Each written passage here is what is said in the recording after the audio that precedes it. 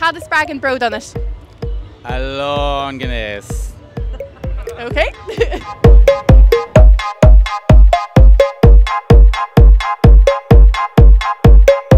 Hello, it's Chuaigh Katie agus anseo im láithlia de BRÓD fiche dó. Tá sínom fáilteach féin rí a hála BRÓD os na dína a anseo. Araigling! Woo!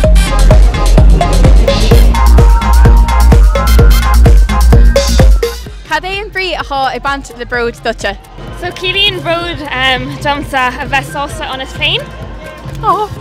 Cad is anam dut? Is Michelle Lauren. Agus cad iad na feram na cúsáta? She. Agus cén focail tag na steach is agnan ar hátí smína bheith BRÓD? Gra. Gra, go háling. So cad is anam dut agus cad iad na feram na cúsáta? Is Michelle Maven Christard. She. What did you go? I'm so sorry. Okay. Cad Cilín BRÓD dut? Feáach agus compórach on féin.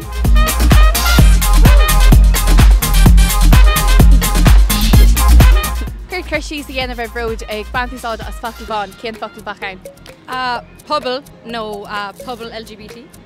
Ná téigi ar trasna nachfan riachtanach agus nábí ag snáb sa bharga. Cad is brí le BRÓD dute? Like is Taylor tá sé táach go bhfuil muidir smuoinú faoi an agóid atá sé fásta agus inis si an beidir go bhfuil se like get the bug mar féile agus ní mhaile mé. Cén focail atá na steach agnan ar hátí smína bheith BRÓD? Dhearthain hen Chuaigh.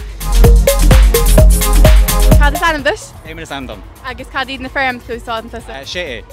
Agus cad is brag and BRÓD on it? A long Guinness. Okay. Cad is anam dut agus cad iad na feram cúsáanta lasta? Matthew agus sé. So, cad is brag and BRÓD on it?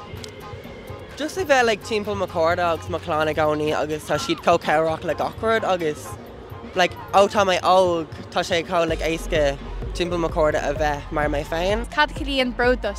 Cilíonn sé dom like ag chuirtú féin an uail agus just ag bheitú féin go hlis go thomláin. So cad is brí le BRÓD dute? Okay, so tá sé seo má céadúir ag freastail ar BRÓD. Agus just tá sé ráis like gachtainna eáil like buntana was an lá agus like roinnt. Gra, lena céile.